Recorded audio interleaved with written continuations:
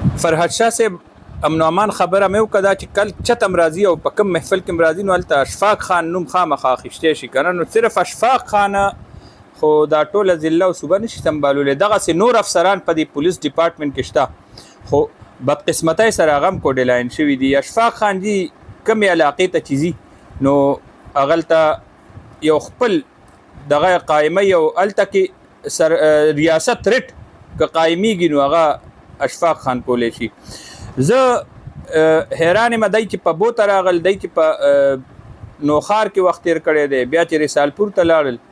نو هلته کې باقاعده مونږ دا نه وایو چې هلته هر څه ختم شو نه کنټرول زبردست راولي. او بیا بله خبره دا د دې عوامي سماجي حلقو سره دغه تعلق چې دی نو هغه ډېر شانداري هر چا سره خپل یو د پښتو روایاتو مطابق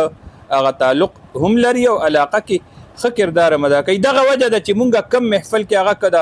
ډېرو غټو افسرانو یا ډېرو غټو سیاستدانانو نو مونږ برملا د دې اظهار کوو چې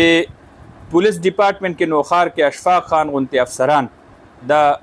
کم دي او دا پکار دي جی دا پکار دي دغسې د منشیات فروشو ته دغسې د معاشرې چې کم ناسور دي ایته دا چې کم جرایم پیشه خلق دي هغوی ته تر دې پورې چې د دې جرایم پیشه او کم سرپرستی کوي هغوی ته سترګې خولو والا افسران دبنګ پښتانه ټایپ افسران چې هغه په پښتو هم پوهېږي او په جرګه هم پوهېږي او هغه په زور هم پوهېږي داسې پکار دي. نو زه خو همیشه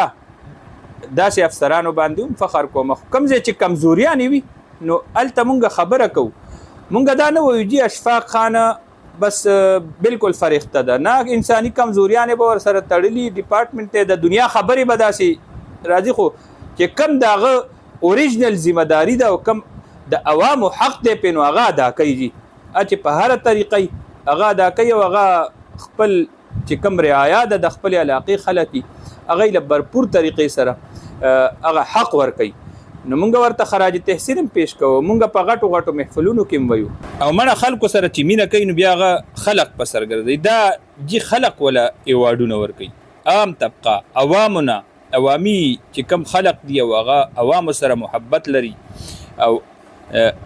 د خلقو دپاره لګیا وي نو هغوی بیا هغه افسر هغه چې هر څوک یې هغه په سر ګرځوي. دغسې دا وګورئ جي دا ایوارډونه ولا خلق ورکوي خلق